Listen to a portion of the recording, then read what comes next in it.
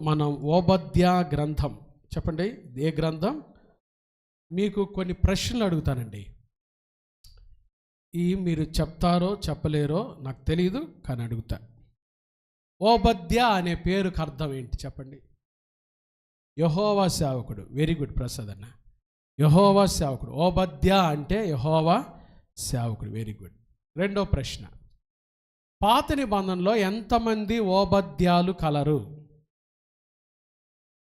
పాత నిబంధనలో ఎంతమంది ఓబద్యాలు కలరు?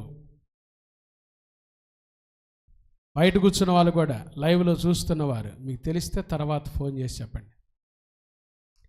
మొత్తం 13 మంది ఓబద్యాలు ఉన్నారు. పాత నిబంధనలు ఎంతమంది ఓబద్యాలు?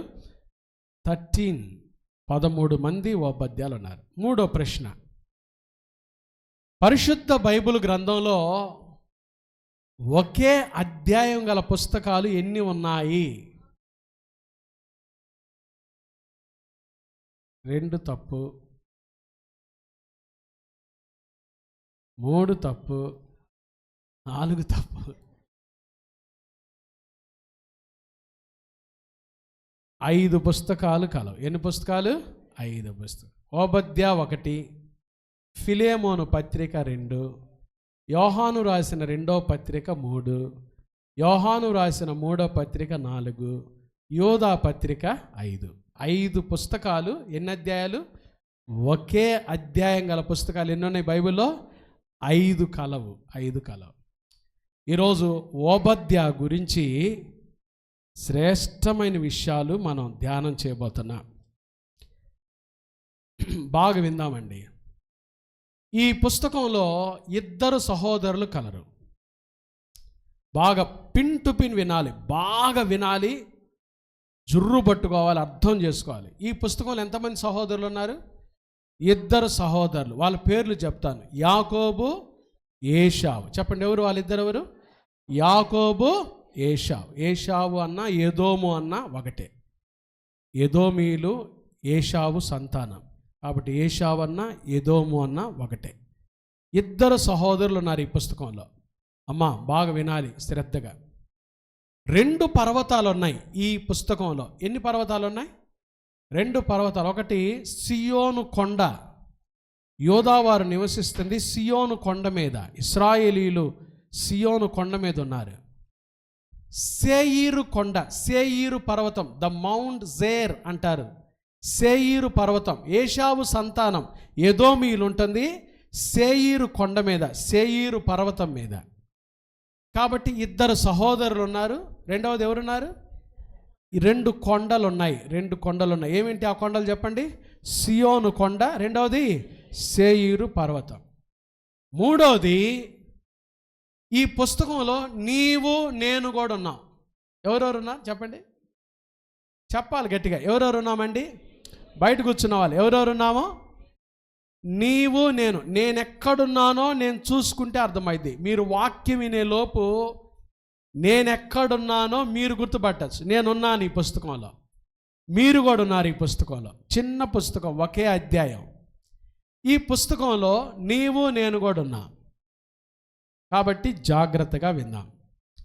ఈ పుస్తకాన్ని 3 భాగాలు చేయబోతున్నాను నేను. 3 భాగాలు, 3 విషయాలు ఈరోజు మనం వింటాం. 3 భాగాలు. ఒకే అధ్యాయం గల ఈ పుస్తకాన్ని 3 భాగాలు చేస్తాను. చేస్తే మొదటి భాగం పేరు హెచ్చరిక. హెచ్చరిక. మన దేవుడు ఏం చేస్తాడు చెప్పండి? హెచ్చరిస్తాడు, హెచ్చరిస్తాడు, హెచ్చరిక. ఈ పుస్తకంలో మొదటి భాగం, నాగమని ఏముందమ్మా ఈ పుస్తకం మొదటి భాగం ఏంటిది? కాన్సన్ట్రేషన్తో వినాలి కదా. పిల్లలు అటు ఇటు తిరుగుతుంటారు, పెద్దోళ్ళు మీరు బాగా కాన్సన్ట్రేషన్తో వినాలి. హెచ్చరిక. చెప్పండి, ఏముంది ఈ పుస్తకంలో? మొదటి భాగం ఏంటిది? హెచ్చరిక. రెండవ భాగము హేతువు. హేతువు అంటే ఇంకొక అర్థం చెప్పండి? కారణం.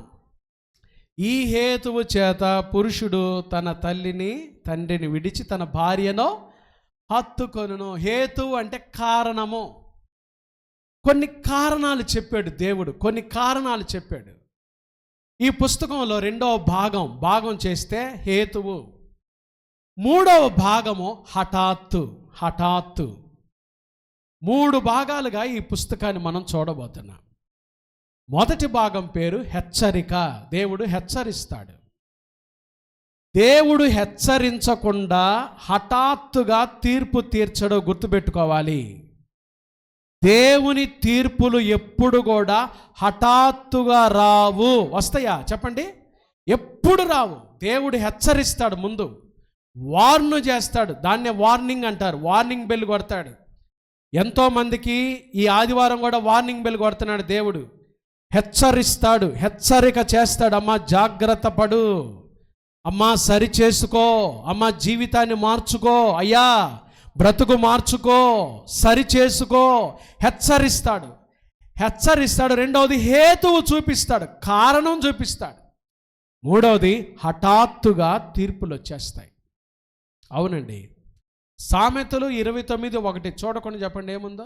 ఎన్నిసార్లు గద్దించినానో లోబడనొల్లనివాడు మరి తిరుగు లేకుండా హఠాత్తుగా. చెప్పండి ఎలా వస్తుంది దేవుని తీర్పు? దానికి ముందు ఏముంది? ఎన్నిసార్లు గద్దించిన తల్లిదండ్రులు కూడా గద్దిస్తారు, వార్ను చేస్తారు. నానా బిడ్డ నీ ప్రవర్తన బాగలేదమ్మా, అమ్మా సరి చేసుకో, బాబు సరి చేసుకో, నీ ప్రవర్తన బాగలేదు, సరి చేసుకో, బాగుపడు. వార్నింగ్, హెచ్చరిస్తారు. దేవుడు కూడా హెచ్చరించాడు. ఈ పుస్తకం మెయిన్ కాన్సెప్ట్ ఏంటంటే, బబులోను దేశం నుంచి కాంటెక్స్ట్ చెప్తున్నా. ఈ పుస్తకం ప్రవక్త ఎప్పుడు ప్రవచించాడు, ఏ సందర్భంలో అంటే, బబులోను రాజైన నెబుకద్నెజరు యెరూషలేము మీద దండెత్తి యెరూషలేములో ఉన్న యోధావారిని ఎక్కడ తీసుకెళ్ళిపోయాడు? చెరలోకి తీసుకెళ్ళాడు. యెరూషలేము వారిని అంటే యూదా సంతానం, సియోను కొండ మీద ఉంటున్న యాకోబు నివాసులను ఎక్కడ తీసుకెళ్ళాడు? చెరలోకి తీసుకెళ్ళాడు. యెరూషలేము పట్టబట్టం చూసిన ఎదోమీయులు, ఏశావు సంతానం ఏం చేస్తున్నారు తెలుసా? బాగా గర్వించారు. వాళ్ళకంతే కావాలి అని రకరకాలుగా వాళ్ళని గురించి మాట్లాడుకుంటున్నారు. చెరలోకి వెళ్ళిన యూదుల గురించి ఏశావు సంతానం ఎదోమీయులు వారు యూదా ప్రజలను, యెరూషలేము ప్రజలను చూచి రకరకాలుగా అపహాస్యం చేస్తున్న సందర్భంలో దేవుడు వారి మీదకి పంపిన తీర్పులే ఈ పుస్తక సారాంశం, ఓబద్య సారాంశం.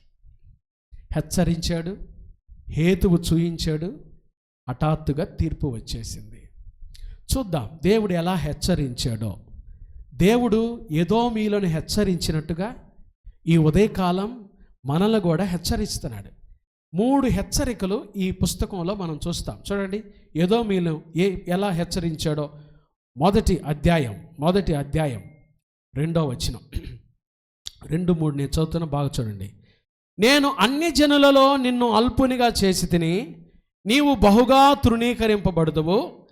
అత్యున్నతమైన పర్వతముల మీద ఆసీనుడవై ఉండి, చూడండి సేయీరు కొండ మీద ఆసీనుడవై ఉండి, కొండ సందులలో నివసించువాడా. ఎదోమీయులు కొండ సందుల్లో ఉన్నారు. నివసించువాడా, నన్ను క్రిందికి పడద్రోయగలవాడు ఎవడని అనుకొనువాడా, నీ హృదయపు గర్వము చేత నీవేమయ్యావు? మోసపోతివి. మొదటగా దేవుడు వీళ్ళని ఎట్లా హెచ్చరించాడు తెలుసా? ఎదోమీయులను, నీ హృదయపు గర్వము చేత నీవేం చేసావు? మోసపోతివి. నాకేం కాదులే, నేను నిశ్చింతగా ఉన్నాలే, నేను కొండ సందులో ఉన్నాలే, మీరే చెరపట్టబడింది, మీరే నాశనానికి వెళ్ళింది, మేము మాత్రం నిశ్చింతగానే ఉన్నాం, మాకేమీ కాదు అనుకుంటున్నవాడా, నీ హృదయపు గర్వము చేత నీవేమయ్యావు? మోసపోతివి. పాపము మోసం చేస్తుంది. చెప్పండి, పాపం ఏం చేస్తుంది? మోసం చేస్తుంది. పాపం ఏం చేస్తుంది? చెప్పండి, గట్టిగా చెప్పండి, ఏం చేస్తుంది? పాపంలోకెల్లా గర్వము భయంకరమైన పాపం. హృదయంలో ఉండే గర్వం అండి. గర్వం కనబడదండి. కానీ గర్వం ఏం చేస్తుందో తెలుసా? అన్ని పాపాలకు మూలం ఏంటంటే గర్వమే. మనిషిలో నివసించే అన్ని పాపాలకు మూలము ఏంటో తెలుసా? గర్వమే.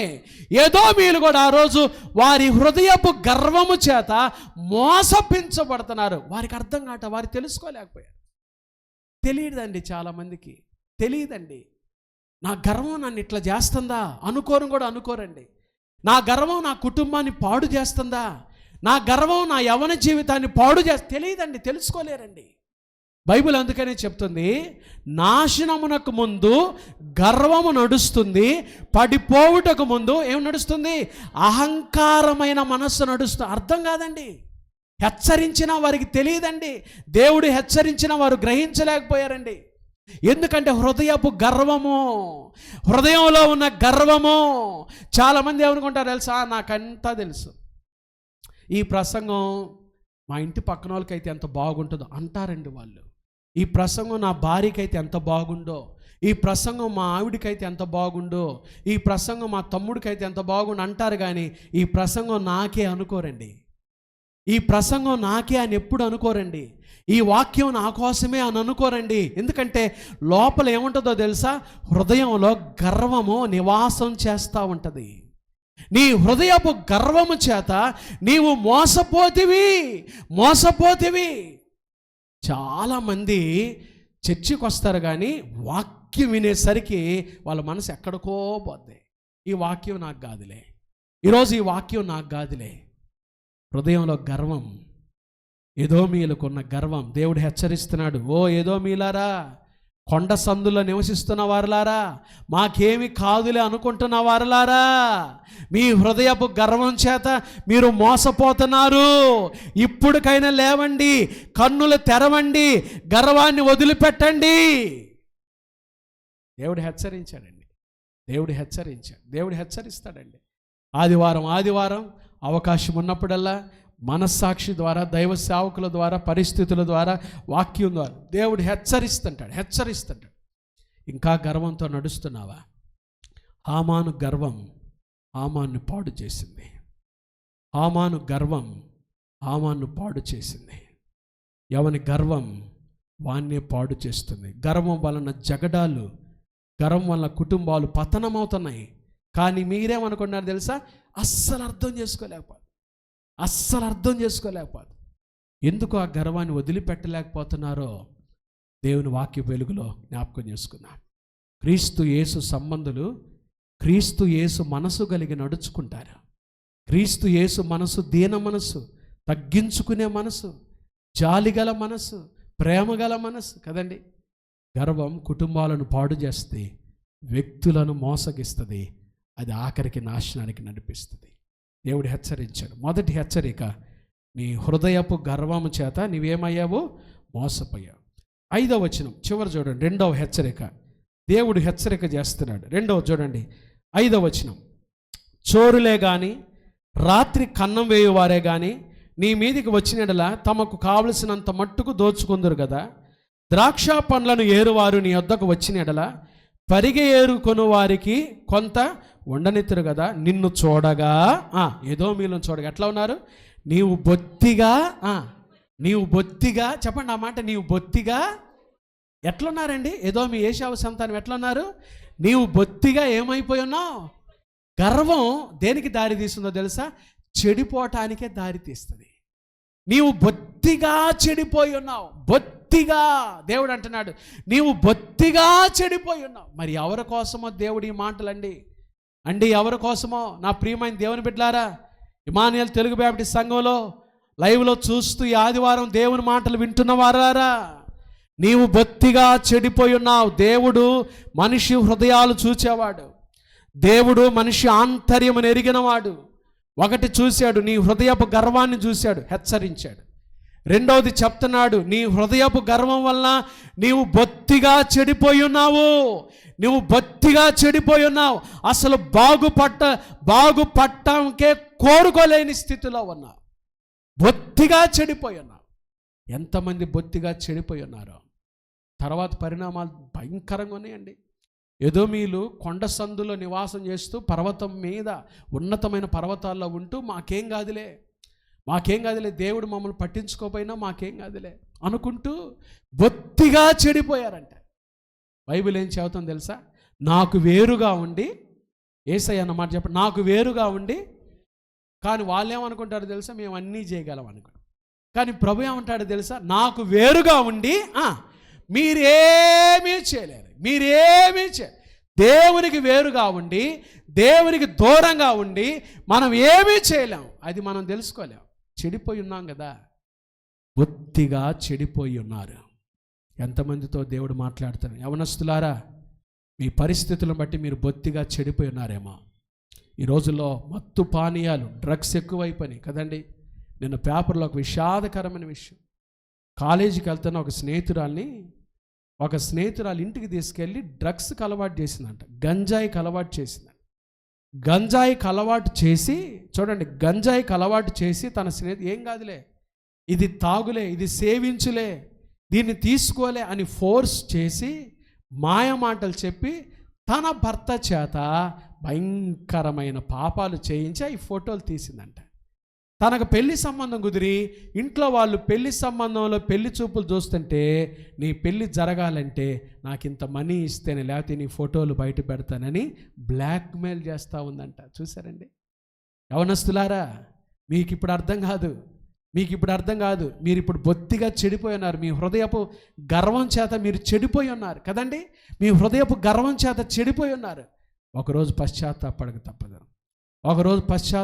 తప్పదు. భయంకరంగా ఆత్మహత్యలు, భయంకరమైన కార్యాలు ఈ రోజుల్లో జరుగుతూ ఉన్నాయి.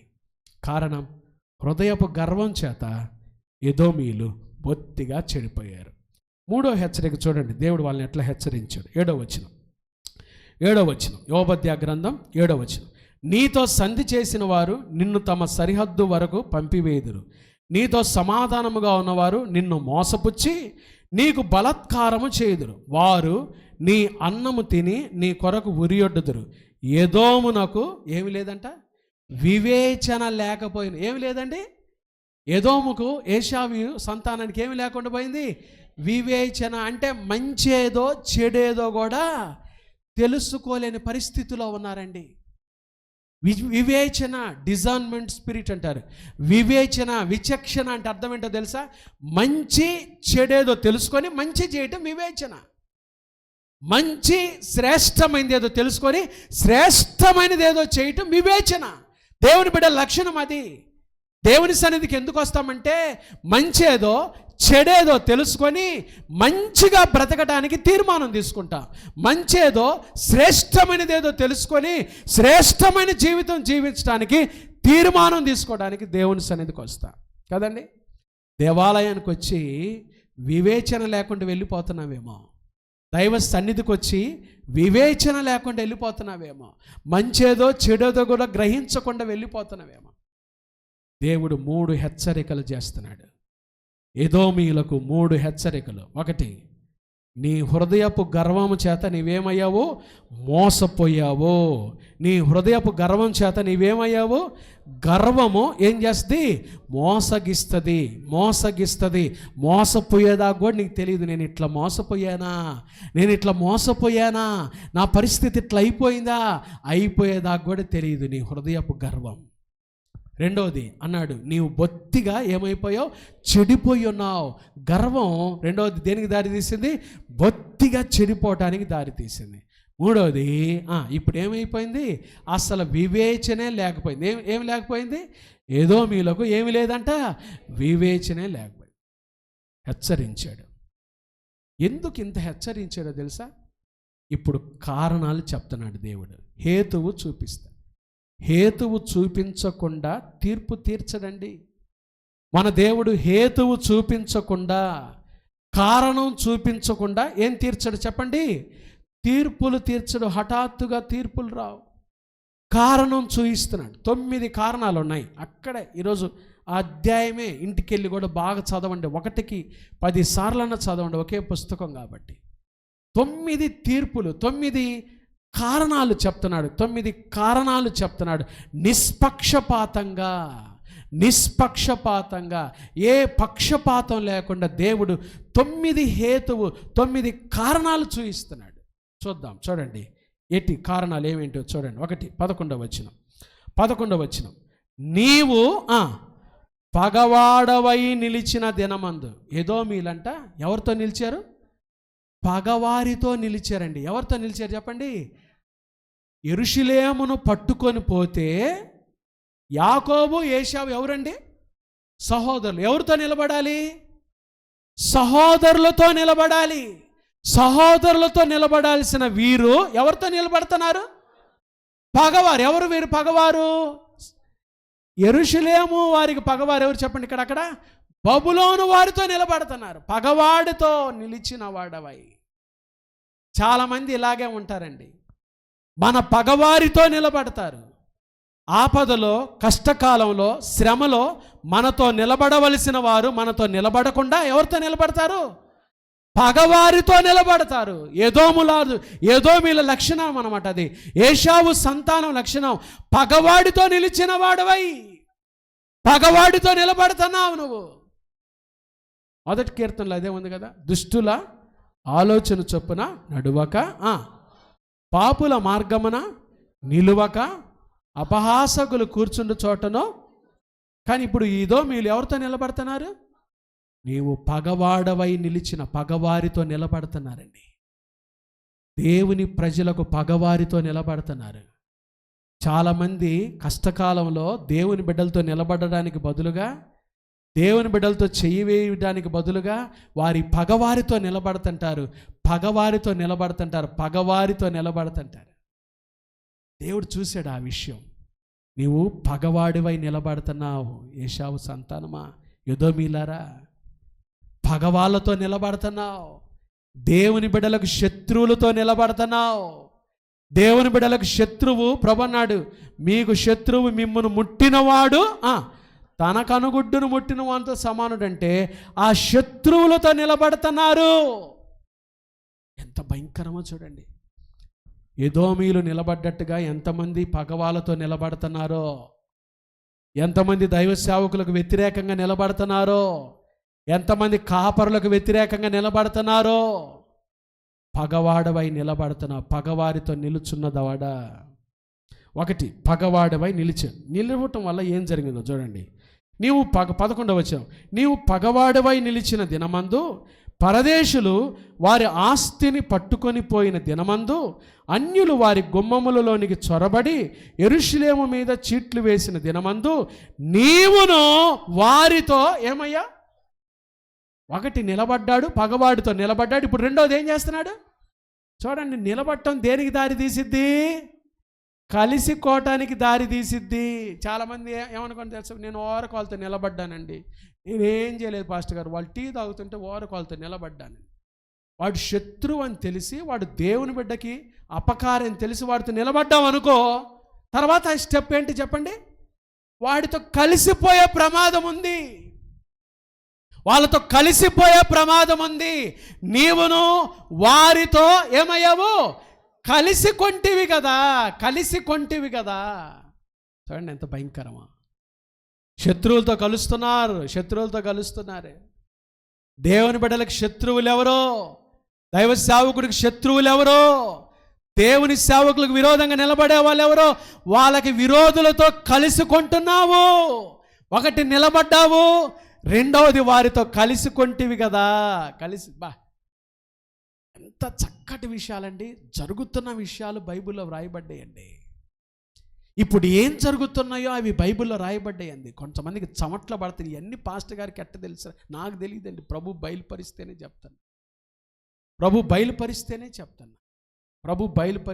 చెప్తాను. ఒకటి, పగవాళ్లతో నిలబడ్డారు. రెండోది ఏం చేస్తున్నారు? శత్రువుతో ఫోనుల్లో మాట్లాడుతున్నారు, కలుసుకుంటున్నారు.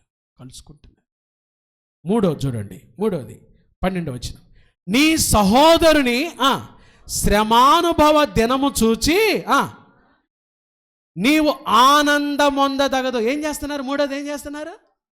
వాళ్ళేమో శ్రమలో ఉంటే వీళ్ళు ఏం చేస్తున్నారు చెప్పండి? ఆనందిస్తున్నారు. అబ్బా, జరగాల్సిందే జరిగిందిరా, ఆనందిస్తున్నారండి. ఆనందం, అమ్మ ఒక మాట చెప్తా వినండి, ఆనందం కనబడదు. ఆనందం లోపల ఉంటుంది. గాయపడిన కుటుంబాల దగ్గరికి వస్తారు, కొంతమంది పరామర్శించినట్టుగా వస్తారండి. పాపం ఏదో మంచి ప్రేంగల వాళ్ళు అన్నట్టుగా వస్తారు. ఆయన జ్వరం వచ్చేవో లేదా బాగలేక కాలు ఇరుగో మంచం మీద అంటే తిక్కని గిందిలే. లోపల ఆనందం అండి, ఆనందం బయటికి కనబడదండి. మనిషి లోపల ఉన్న ఆనందం ఎక్కడ కనపడదు చెప్పండి? బయటికి కనపడదండి. జరగాల్సిందిలే, ఇట్ట జరగాల్సిందిలే, వాళ్ళు అరుసుకోవాల్సిందిలే, వాళ్ళు తిట్టుకోవాల్సి బాగా జరిగింది. ఏదో మీరు ఆనందిస్తున్నారంట, ఏదో మీరు ఆనందిస్తున్నారంట. ఆనందింప తగదు, ఆనందిస్తున్నారు.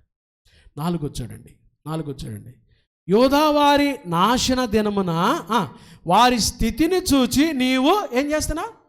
అబ్బా, ఇప్పుడు ఒక మెట్టు పైకి వెళ్ళిపోయి ఏం చేస్తున్నారు చెప్పండి?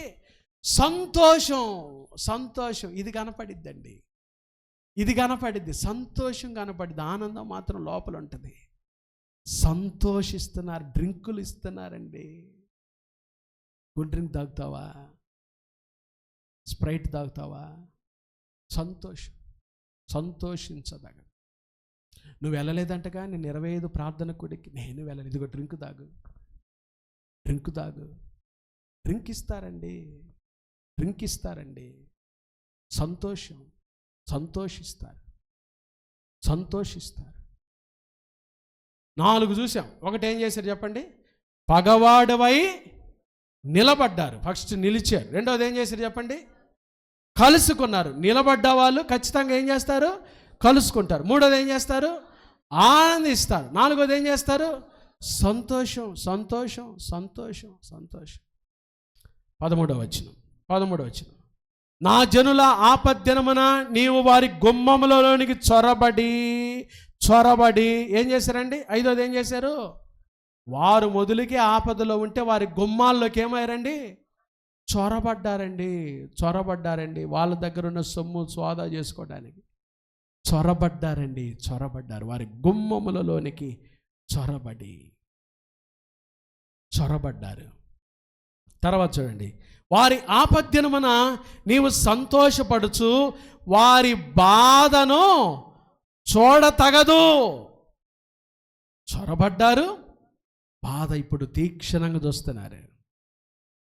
బాధ చూడాలని, వారి బాధ చూడాలని, వీళ్ళు ఎవరండి? సొంత సహోదరులు. ఏశావు ఎవరండి?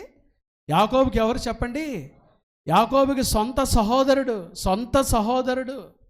సొంత కుటుంబం, ఒకే రక్తంలో కడగబడ్డ వాళ్ళు, దేవుని ఇంటిలోకి పిలువబడ్డ వాళ్ళు. ఇప్పుడు ఏం చేస్తారు తెలుసా? వారి బాధ చూడాలి. తీవ్రత ఎక్కువైపోయింది, మేము వారి బాధ చూడాలి, సహోదరుల బాధ చూడాలనుకుంటున్నారు. 7వది చూడండి, వారి ఆపద్దినమున నీవు వారి ఆస్తిని ఏం చేస్తున్నావు? పట్టుకుంటున్నారండి. వారి ఆస్తిని పట్టుకునే దగ్గరకు వచ్చేసారు. ఎలాగైనా సరే వారి ఆస్తిని పట్టుకోవాలి. వారి ఆస్తిని పట్టుకొన తగదు. 14వ వచనం చూడండి, వారిలో తప్పించుకొనిన వారిని సంహరించుటకు అడ్డత్రోవలలో నీవు ఏం చేయగలదు? ఏం చేస్తున్నారంట? వారిలో తప్పించుకొనిన వారిని సంహరించుటకు వీళ్ళేం చేస్తున్నారు? వీళ్ళు అడ్డంగా నిలబడుతున్నారు. ఎందుకు? వాళ్ళు సంహరించాలి. వాళ్ళని ఎట్లాగైనా ఏం చేయాలి? వాళ్ళేమో పాపం తప్పించుకొని బయటకు వస్తే వాళ్ళని సంహరించాలని ఎక్కడ నిలబడుతున్నారు? అడ్డత్రోవల్లో అడ్డంగా నిలబడుతున్నారండి. ఎంత భయంకరంగా తయారయ్యారు. ఎలాగైనా వాళ్ళని సంహరించాలి. క్రోధాన్ని పెంచుకుంటున్నారు. బైబిల్ ఏం చెప్తుందో తెలుసా? కోపము మానుము, ఆగ్రహము విడిచిపెట్టము, వ్యసన పడకము, అది కీడుకే కారణం. ఎంత వ్యసనంగా వెళ్ళిపోయారంటే, వారిలో తప్పించుకొని పాపం బయటకు వస్తే, చెరలో నుంచి బయటకు వస్తుంటే వీళ్ళు ఏం చేస్తున్నారు చెప్పండి? వాళ్ళని సంహరించాలి అని ఏం చేస్తున్నారు? అడ్డత్రోవల్లో అడ్డంగా నిలబడుతున్నారు. ఎలాగైనా సంహరించాలి. వాళ్ళు ఒక్కడు తప్పించుకోవడానికి వీల్లేదు. సహోదరులండి, వాళ్ళు సొంత సహోదరులండి. సహోదరుల మీద ఈ కోపం ఎందుకు? అడ్డంగా నిలువతగదు, అడ్డంగా నిలబడుతున్నారు. తర్వాత 14 వచనం, 9 చూడండి. శ్రమ దినమందు అతనికి శేషించిన వారిని శత్రువుల చేతికి ఏం చేస్తున్నారు? ఎవరు అప్పగిస్తున్నారు? ఎవరైతే కాపాడాలో కాపాడాల్సిన వాళ్ళు ఏం చేస్తున్నారు? శత్రువుకు అప్పగించేస్తున్నారు. ఇన్ని చేశారండి. ఈ కారణం చేత, ఈ 9 కారణాల చేత దేవుడు ఇప్పుడు తీర్పు ప్రకటిస్తున్నాడు. నీవు చేసిన ఈ 9 కారణాలను బట్టి, 1, నీవు పగవాడవై నిలబడ్డావు. 2, పగవారితో ఏమయ్యావు? కలిసిపోయావు. 3, వారితో కలిసి ఏం చేసావు? ఆనందించావు. 4, వారితో కలిసి ఏం చేసావు? సంతోషించావు. 5, వారి గుమ్మాల్లోకి ఏమయ్యావు? చొరబడ్డావు. 6, వారి బాధను చూసావు. 7, వారి ఆస్తిని పట్టుకున్నావు. 8, వారికి అడ్డత్రోవల్లో నిలబడ్డావు, వారిని అడ్డంగా సంహరించాలని. ఆఖరిగా 9, శత్రువుల చేతికి వారిని ఏం చేసావు? కాపాడాల్సిన నీవే వారిని ఏం చేసావు? అప్పగించావు. ఈ 9 కారణముల చేత ఇప్పుడు దేవుడు ఏమన్నాడు తెలుసా? 15 వచనం, హఠాత్తుగా దేవుడు అన్న మాట చూడండి. యెహోవా దినము అన్యజనులందరి మీదికి వచ్చుచున్నది, అప్పుడు నీవు చేసినట్టే నీకును చేయబడును, నీవు చేసినదే నీ నెత్తి మీదకి వచ్చును. చెప్పండి అమ్మ, అందరూ ఈ మాట చెప్పండి. నీవు చేసినదే నీ నెత్తి మీదకి వచ్చును. చేతులు ఉన్న వాళ్ళంతా నెత్తి మీద ఓరకట్టు పెట్టుకోండి. నేను చేసిందే నా నెత్తి మీదకి వచ్చును. వాడు చేసింది రాదు చెప్పండి, అది డైరెక్ట్గా చెప్పండి, ఏం కాదు. వాళ్ళు చేసింది రాదు, వీళ్ళు చేసింది రాదు, నేను చేసిందే ఏడకు వస్తుంది? నా నెత్తి మీదకి వస్తుంది. ఇది పాఠం. ఈరోజు పాస్టర్ గారి వాక్యం చెప్పాడంటే మీకు ఏం అర్థం కాదు, నీ ఒక్క ముక్క చెప్పండి బయటికి పోయి. నేను చేసిందే ఎక్కడికి వస్తుంది? నా నెత్తి మీదకి వస్తుంది. గట్టిగా చెప్పండి అమ్మ, నేను చేసిందే నా నెత్తి మీదకి వస్తుంది. అమ్మ నీకు చేతులు ఎత్తల్లి, పెట్టుకోమట్లా, పెట్టుకో తప్పులేదమ్మా. దైవ సేవకుడు మాటకి పెట్టుకోవటం తప్పులేదమ్మా తల్లి. నేను చేసిందే నా నెత్తి మీదకి వచ్చును. వస్తా రాదా చెప్పండి. ఎవరు చేసిందే వాళ్ళ నెత్తి మీదకి వస్తుంది. పక్కన వాళ్ళు చేసింది మన మీదకి రాదు, పక్కింటి వాళ్ళు చేసింది మన మీదకి రాదు, మనం చేసిందే మన నెత్తి మీద అని చెప్పి దేవుడు తన ప్రజల గురించి ఏమన్నాడో చూడండి. 18వ వచనం, 17వ వచనం. అయితే సియోను కొండ ప్రతిష్ఠితమగును. చూడు, ఏదో మీలారా, మీరు ఏదైతే చేశారో అది మీ నెత్తి మీదకి వస్తుంది. కానీ నా ప్రజలు ఉన్నారు చూసారా, సియోను నివాసులు ఉన్నారు చూసారా, సియోను కొండ ప్రతిష్ఠితమవుతుంది, తప్పించుకొనిన వారు దాని మీద నివసింతురు.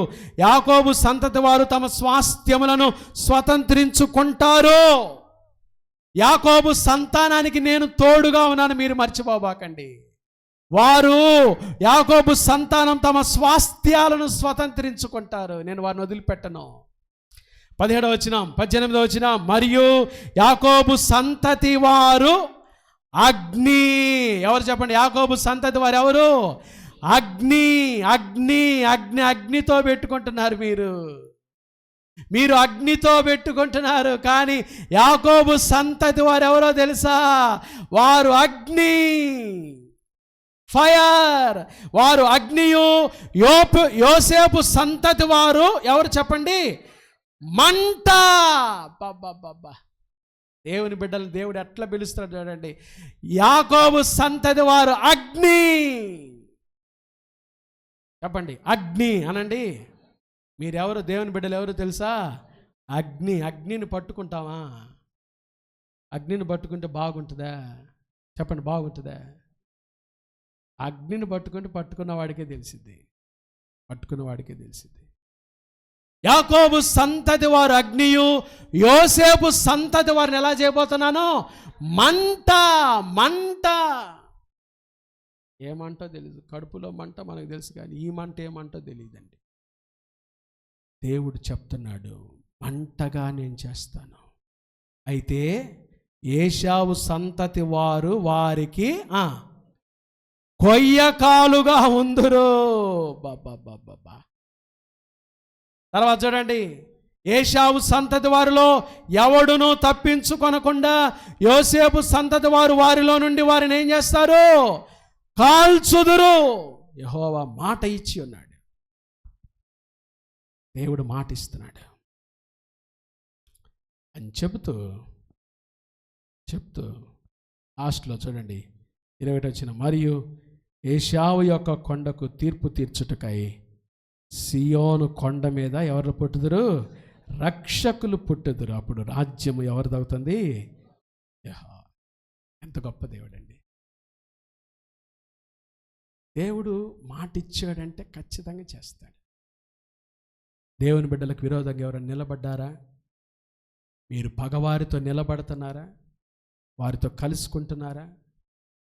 వారితో ఆనందిస్తున్నారా? వారితో సంతోషిస్తున్నారా? వారి గుమ్మాల్లో చొరబడుతున్నారా? వారిని అప్పగించాలని చూస్తున్నారా? వారి శత్రువుల చేతి వారిని ఎలాగైనా సంహరించాలని అడ్డత్రోవల్లో నిలబడుతున్నారా? ఇవన్నీ మీరు చేసినందుకు, మీరు చేసిందే, మీరు ఏదైతే చేశారో మీరు చేసిందే ఎక్కడికి వస్తుంది? మీ నెత్తి మీదకి వస్తుంది. దేవునికి విరోధంగా, దైవజనులకు విరోధంగా మనం ఏది చేస్తామో అది మన నెత్తి మీదకి వస్తుంది. దేవుడు వదిలిపెట్టాడు. యాకోబును అగ్నిగా, యోసేపు సంతతి వారిని మంటగా నేను నిలబెడుతున్నాను. వారు నాకు ప్రతిష్ఠితం, నా పరిశుద్ధ పర్వతం. వారిని నేను పరిశుద్ధపరుస్తున్నాను. దేవుని బిడ్డలారా, అప్పుడు రాజ్యము యెహోవా దగున. హృదయ గర్వం కదండి. దైవ సేవకుడు చెప్పింది వినాలి. దైవ సేవకుని ఇంట్లో, దేవుని ఇంట్లో చప్పట్లు కొట్టమంటే కొట్టాలి. దేవుడు చెప్పమన్న మాట చెప్పాలి. నేను విన్ను అంటే అదొక గర్వం. నీ హృదయపు గర్వము చేత నీవు మోసపోతివి. నీవు బొత్తిగా చెడిపోయి ఉన్నావు. ఏదో ఒక వివేచన లేకపోయినా హెచ్చరించాడు. 3 హెచ్చరికలు, 9 హేతువులు చూయించాడు, 9 కారణాలు. 3వది హఠాత్తుగా తీర్పు వచ్చింది. తీర్పు హఠాత్తుగా ఎప్పుడు రాదు. ముందు హెచ్చరిస్తాడు, 2వది కారణం చూయిస్తాడు, 3వది ఏం చేస్తాడు? హఠాత్తుగా తీర్పు తీరుస్తాడు. ఏదో మీలుకే కాదు. ఉదయకాలం దేవుని సన్నిధిలో కూర్చున్న మనకు కూడా ఈ మాటలు ఏదో మీలుకే కాదు. వారిని హెచ్చరించినట్టుగా మనల్ని హెచ్చరించాడు. వారి హేతువు చూయించినట్టుగా ప్రభు మనకి హేతువు చూయిస్తున్నాడు. వారి మీదకి హఠాత్తుగా తీర్పు వచ్చినట్టుగా ఏదో ఒక రోజు రావచ్చు. తీర్పు రాకముందే యేసయ్య పాదాలు పట్టుకుందాం. యేసయ్య సన్నిధిలో మనల్ని మనం స్వపరిశీలన చేసుకొని ప్రభు పాదాలు పట్టుకొని క్షమాపణ కోరుకుందాం. బైబిల్ చెప్తుంది, మన పాపములను మనం ఒప్పుకుని ఎడల ఆయన నమ్మదగిన వాడును నీతిమంతుడు గనుక ఆయన మన పాపములను ఏం చేస్తాడు? క్షమించి సమస్త దుర్నీతి నుండి మనల్ని ఏం చేస్తాడు? పవిత్రులనగా చేస్తాడు. కాబట్టి దేవుని సన్నిధిలో మనల్ని మనం క్షమించమని కోరుకుందాం. తీర్పు రాకముందే మార్పు కోరుకొని ఈ సన్నిధి నుంచి వెళ్దాం. క్షమించే దేవుడు, క్షమించుటకు సిద్ధమైన మనసు కలిగిన దేవుడు మనకుండగా, ప్రభువా నన్ను క్షమించయ్యా, ఎక్కడ నీ హెచ్చరిక త్రోసివేశానో, ఎక్కడ నీ కారణాలు చూయించిన దూరంగా వెళ్ళిపోతున్నానో నా బ్రతుకును మార్చయ్యా అని ప్రభు పాదాలు పట్టుకుందాం. యేసయ్య సన్నిధిలో మనల్ని మనం మన జీవితాలు సమర్పించుకొని ప్రభు బిడ్డలుగా జీవించుటకు పరిశుద్ధాత్మ దేవుడు అట్టి కృప ఉదయకాలం మనందరికి దయచేయను కాక. తలలు వంచుదాం, ప్రార్థన చేసుకుందాం. ఓబద్య గ్రంథాన్ని వివరంగా చూసాం. ఈరోజు ఒక పుస్తకాన్ని వివరంగా చూడటానికి ప్రభు మనకు సహాయం చేసాడు. ఈ ఆదివారం 3 భాగాలు చేశాం ఈ గ్రంథాన్ని. ఒకటి హెచ్చరిక అనే భాగం చూసాం, 2వది హేతువు అనే భాగం చూసాం, కారణం హేతువు అంటే, 3వది హఠాత్తు. 3 భాగాలుగా ఈ పుస్తకాన్ని మనం చూస్తూ వచ్చాం. ప్రభు సహాయాన్ని బట్టి ఎక్కడ ఏ పరిస్థితుల్లో ఉన్నావో ఈ 3 భాగాల్లో మనల్ని మనమే పరిశీలన చేసుకున్నాం. దేవుని వాక్యం మన కోసమే, దేవుని వాక్యం మన మేలు కోసమే, దేవుని వాక్యం మన దిద్దుబాటు కోసమే. వాక్యం దేవుడు వృధాగా చెప్పడండి. మన బ్రతుకులు మార్చుకోవటం కోసమే, మనల్ని మనం దిద్దుకోవటం కోసమే, మన బ్రతుకును బాగు చేసుకోవటం కోసమే. కాబట్టి చక్కగా దేవుడు హెచ్చరిక చేస్తూ ఉండగా, దేవుడు హేతువు చూపిస్తూ ఉండగా, హఠాత్తుగా తీర్పులు రాకముందే ప్రభు సన్నిధిలో విరిగి నలిగిన మనసుతో ప్రభువుని ప్రాధేయపడి అడుగుదాం. దేవా నన్ను క్షమించయ్యా, ప్రభా నన్ను క్షమించు, నీకు విరోధమైన మనసును నాలో నుంచి తీసివేయి తండ్రి, నన్ను క్షమించేయాలి. ప్రభు పాదాలు పట్టుకున్నాను. మంచివాడా, మంచి చేయువాడా, స్తోత్రము స్తోత్రమయా. మంచివాడా, మహోన్నతుడా, ఆరాధనా ఆరాధనా. మంచివాడా, మంచి చేయువాడా, స్తోత్రము స్తోత్రమయా. మంచివాడా, మహోన్నతుడా, ఆరాధనా ఆరాధనా. మంచివాడా, మంచి చేయువాడా, స్తోత్రము స్తోత్రమయా. మంచివాడా, మంచి చేయువాడా, స్తోత్రము స్తోత్రమయా. మంచివాడా, మహోన్నతుడా, ఆరాధనా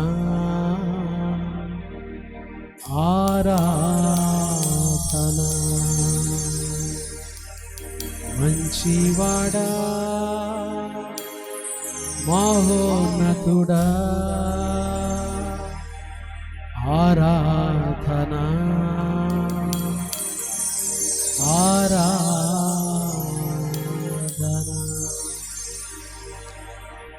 ఈ పరిశుద్ధ ఆదివారం దేవుని వాక్యం విని హెచ్చరిక తీసుకొని ప్రభు బిడ్డలుగా జీవించడానికి తీర్మానం తీసుకున్నవారు మీ చేతిలో చూపిస్తారా?